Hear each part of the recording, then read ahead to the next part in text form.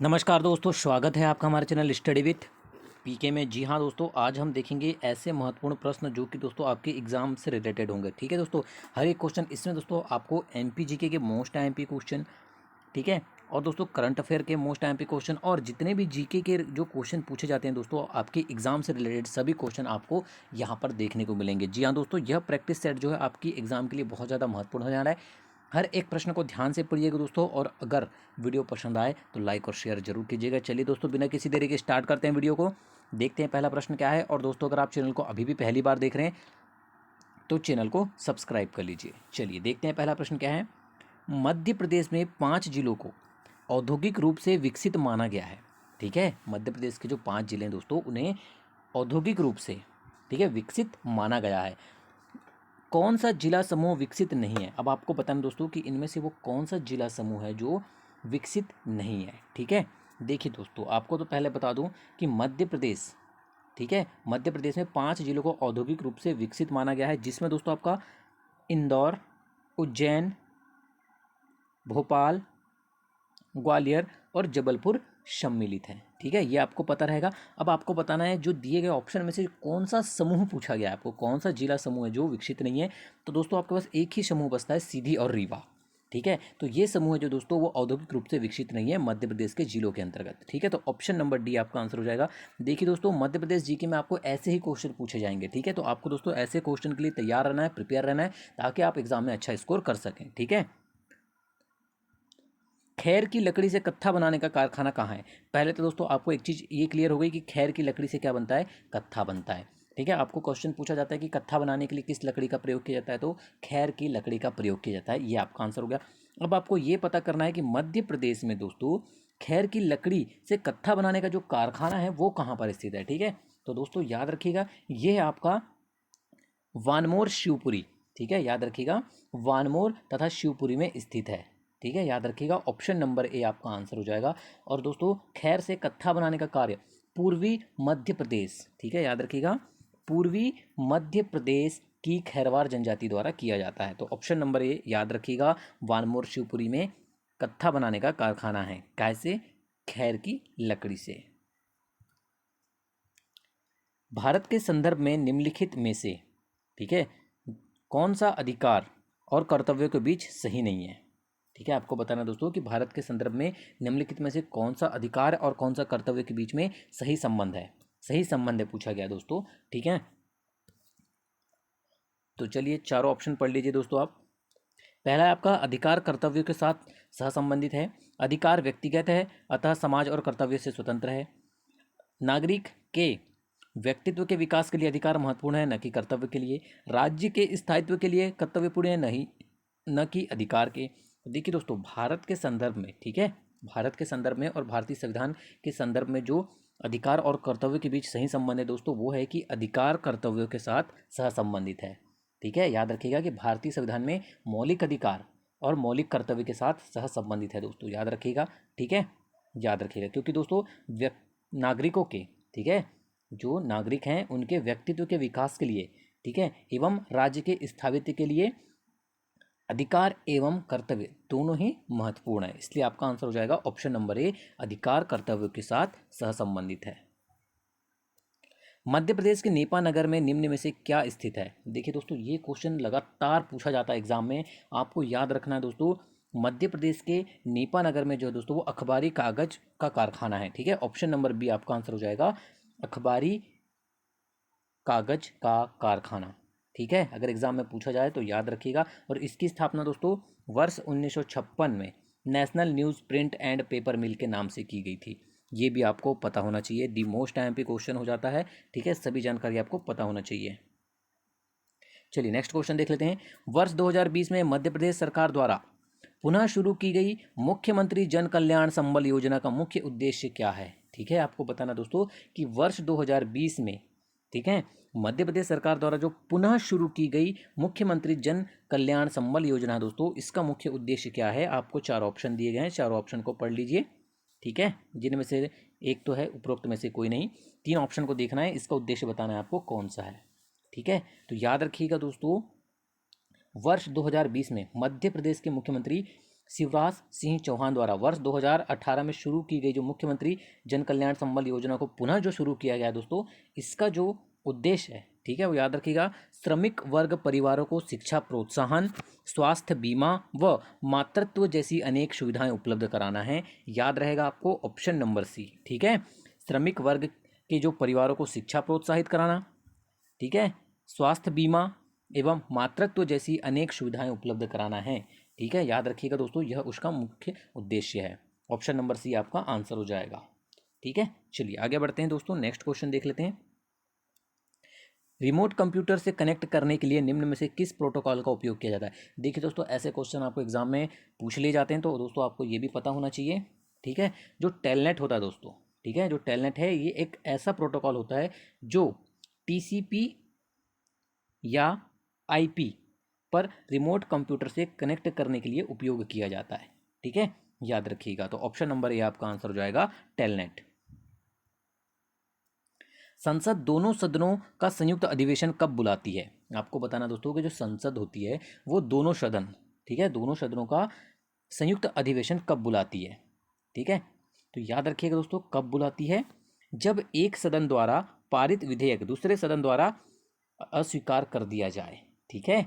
धन विधेयक, याद रखिएगा दोस्तों, अगर एग्जाम में पूछा जाता है आपको, तो आपको याद रखना है, जब एक सदन द्वारा पारित विधेयक दूसरे सदन द्वारा अस्वीकार कर दिया जाए, तब संसद जो है दोस्तों दोनों सदनों का संयुक्त अधिवेशन बुलाती है। ऑप्शन नंबर बी आपका आंसर हो जाएगा, ठीक है। याद रखिएगा, बहुत अच्छा क्वेश्चन है दोस्तों। चलिए आगे बढ़ते हैं।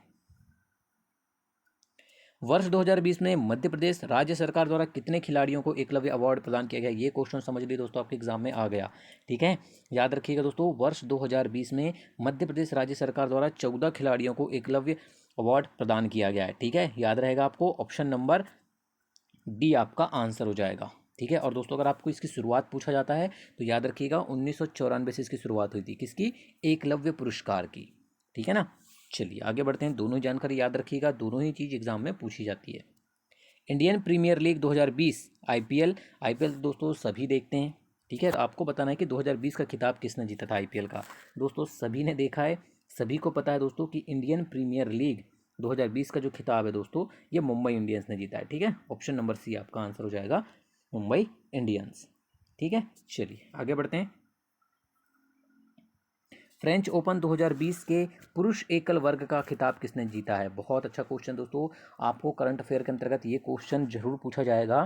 फ्रेंच ओपन 2020 के पुरुष एकल वर्ग का खिताब किसके द्वारा जीता गया है दोस्तों? तो याद रखिएगा, ये जीता गया राफेल नडाल के द्वारा, ठीक है। याद रखिएगा, पुरुष एकल वर्ग का जो खिताब है फ्रेंच ओपन 2020 का, वो राफेल नडाल ने जीता है, ठीक है। और किसको हराकर जीता है पूछा जाएगा, तो नोवाक जोकोविच को फाइनल में हराकर जीता है, ठीक है।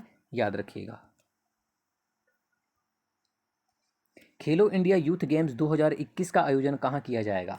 ठीक है, आपको बताना दोस्तों, खेलो इंडिया यूथ गेम्स, ये क्वेश्चन दोस्तों बार बार पूछा जा सकता है आपको एग्जाम में, ठीक है, क्योंकि बहुत अच्छा क्वेश्चन है। आपको याद रखना है कि 2021 में जो खेलो इंडिया यूथ गेम्स का जो आयोजन है, ठीक है, वो होगा दोस्तों कहाँ पर? अगर एग्जाम में पूछा जाता है तो याद रखिएगा हरियाणा के पंचकुला में।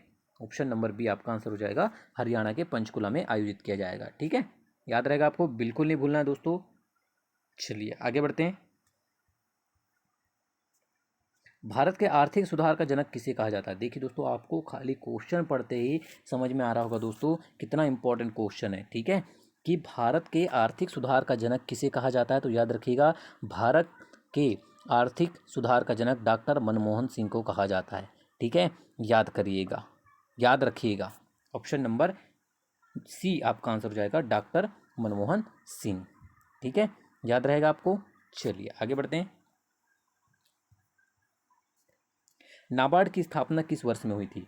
ठीक है, आपको बताना दोस्तों, नाबार्ड की स्थापना किस वर्ष में हुई थी? बहुत अच्छा क्वेश्चन है, अगर एग्जाम पूछा जाएगा तो याद रखिएगा 12 जुलाई, ठीक है, 12 जुलाई सन 1982, 12 जुलाई वर्ष 1982 को नाबार्ड की स्थापना की गई थी, ठीक है। याद रखिएगा, और नाबार्ड का जो उद्देश्य है दोस्तों, वो कृषि एवं ग्रामीण विकास हेतु वित्त उपलब्ध कराना है, ठीक है। याद रखिएगा, बहुत अच्छा क्वेश्चन है, अगर आपको एग्जाम में इसका फुल फॉर्म पूछा जाए, ठीक है, तो याद रखिएगा national bank of agriculture and rural development, ठीक है, याद रहेगा आपको।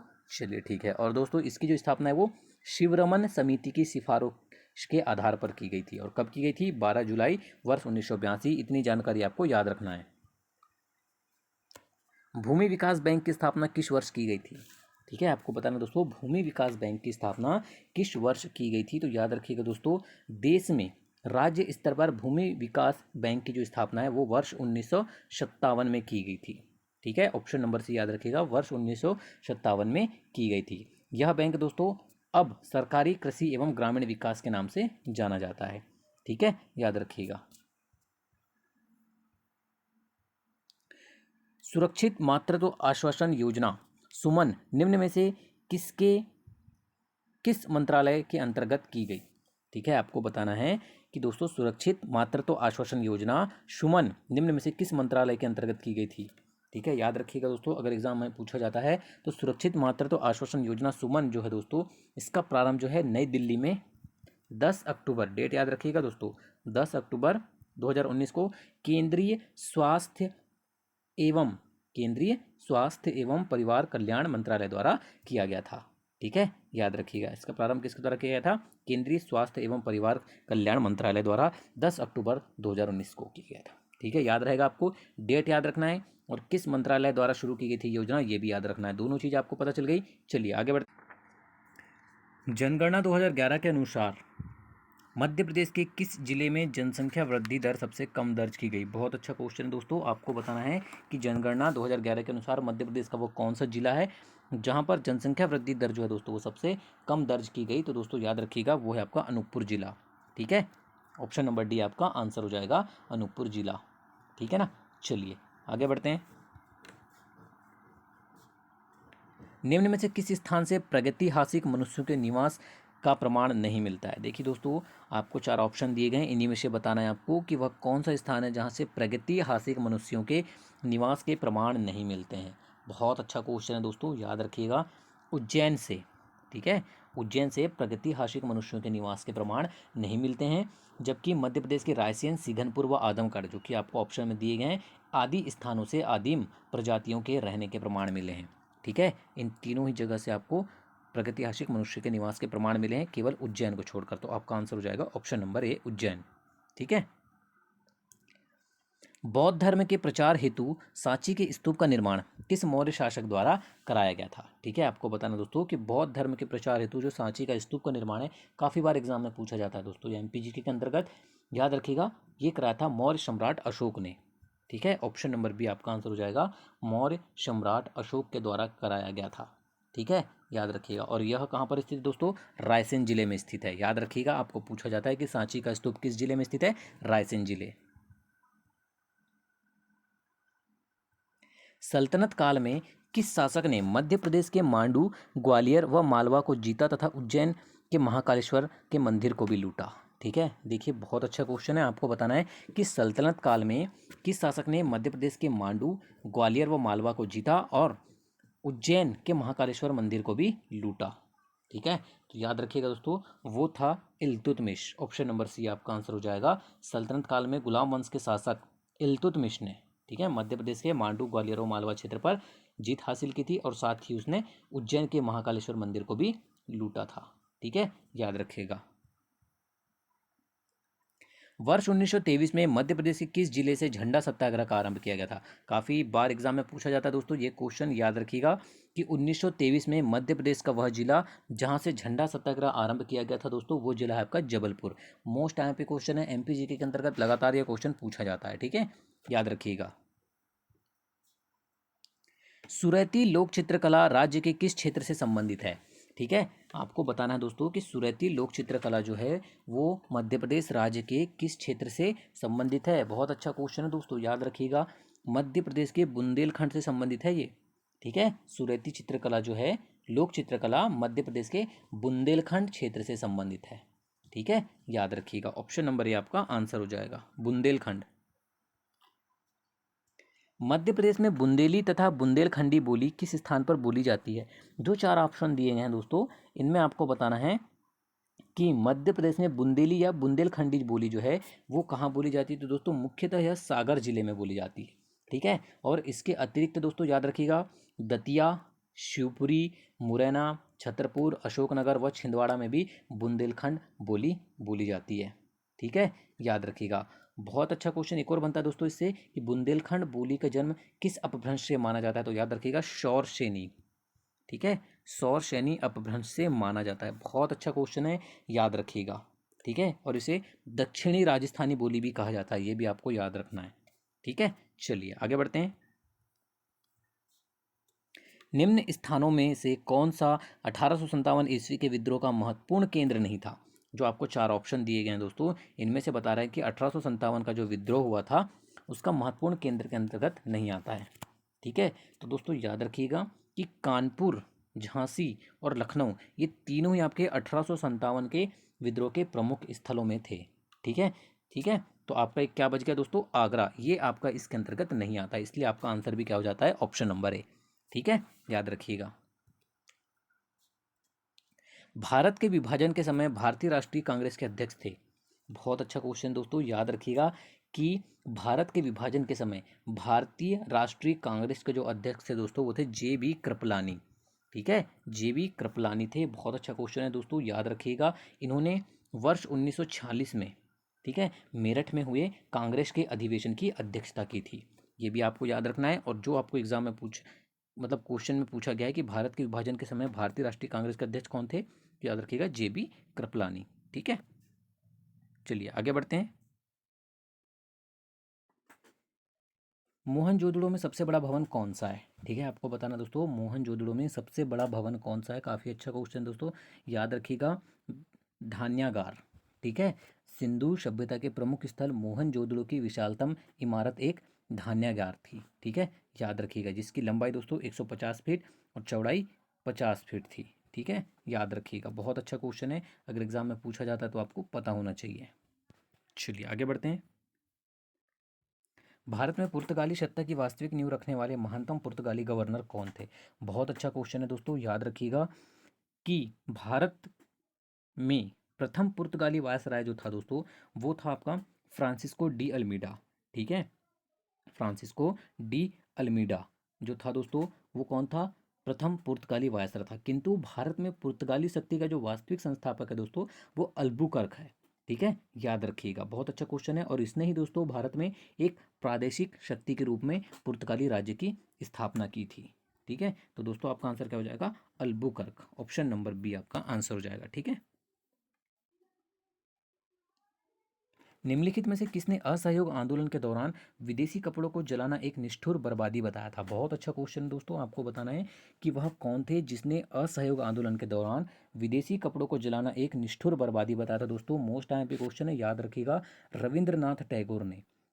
ठीक है, रविंद्रनाथ टैगोर ने दोस्तों असहयोग आंदोलन के दौरान विदेशी कपड़ों को जलाना एक निष्ठुर बर्बादी बताया था। ठीक है, याद रखिएगा। ऑप्शन नंबर ए आपका आंसर हो जाएगा। बहुत अच्छा क्वेश्चन दोस्तों, याद रखिएगा। भारत के केंद्रीय सतर्कता आयोग की स्थापना कब की गई? ठीक है, याद रखिएगा दोस्तों, वर्ष 1964 में भारतीय केंद्रीय सतर्कता आयोग की स्थापना वर्ष 1964 में की गई थी। ठीक है, याद रखिएगा। और किस समिति के लिए की गई थी दोस्तों, तो याद रखिएगा इस आयोग के गठन के लिए संथानम समिति ने सिफारिश की थी। ठीक है, समिति का नाम जरूर याद रखना है, आपको एग्जाम में पूछा जाता है। वर्ष 2020 में भारत व यूके की थल सेनाओं के मध्य संयुक्त सैन्य अभ्यास का नाम क्या है? ठीक है, आपको बताना दोस्तों कि वर्ष 2020 में भारत व यूके की जो थल सेनाओं के मध्य संयुक्त सैन्य अभ्यास हुआ उसका नाम क्या है? ठीक है, बहुत अच्छा क्वेश्चन दोस्तों, याद रखिएगा, उसका नाम है अजय वारियर। ठीक है, ऑप्शन नंबर ए आपका आंसर हो जाएगा, अजय वारियर। ठीक है,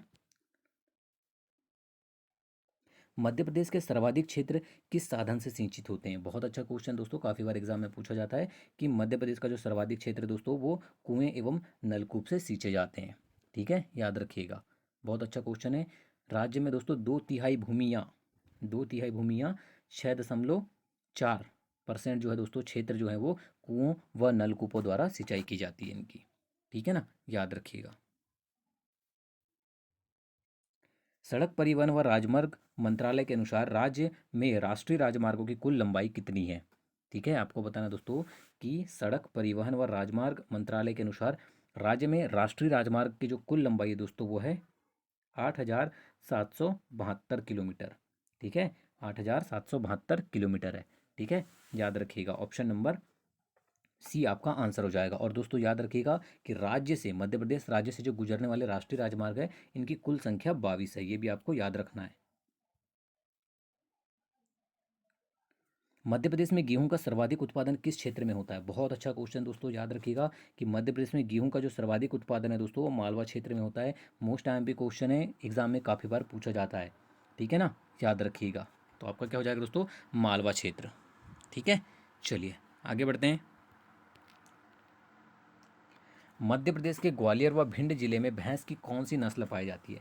देखिए दोस्तों, ऐसे क्वेश्चन भी कभी कभी आपको पूछ लिए जाते हैं। हमारा काम है हर महत्वपूर्ण इंपॉर्टेंट मतलब महत्वपूर्ण और संभावित क्वेश्चन को आपके सामने लेकर आना। तो दोस्तों याद रखिएगा कि मध्य प्रदेश के ग्वालियर और भिंड जिले में जो भैंस की नस्ल पाई जाती है दोस्तों वो कौन सी नस्ल पाई जाती है? अगर एग्जाम में पूछ लिया जाता है तो याद रखिएगा बंधवारी नस्ल। ऑप्शन नंबर बी आपका आंसर हो जाएगा। ठीक है, चलिए आगे बढ़ते हैं। याद रहेगा आपको बंधवारी नस्ल। ठीक है। प्रमुख औद्योगिक केंद्र पालनपुर राज्य के किस जिले में स्थित है? बहुत अच्छा क्वेश्चन दोस्तों, याद रखिएगा प्रमुख औद्योगिक केंद्र पालनपुर मध्य प्रदेश के भिंड जिले में स्थित है। ठीक है, याद रखिएगा। और इसे बगियों का गढ़ भी कहा जाता है। मोस्ट आईएमपी क्वेश्चन दोस्तों, याद रखिएगा भिंड जिला। ऑप्शन नंबर बी आपका आंसर हो जाएगा। ठीक है, चलिए आगे बढ़ते हैं। मध्य प्रदेश में सीमेंट उत्पादन की प्रथम फैक्ट्री कौन सी है? बहुत अच्छा क्वेश्चन दोस्तों, याद रखिएगा मध्य प्रदेश में सीमेंट उत्पादन की जो प्रथम फैक्ट्री दोस्तों वो है कौन सी? बनमार फैक्ट्री। ठीक है, याद रखिएगा प्रथम factory associated cement company ACC.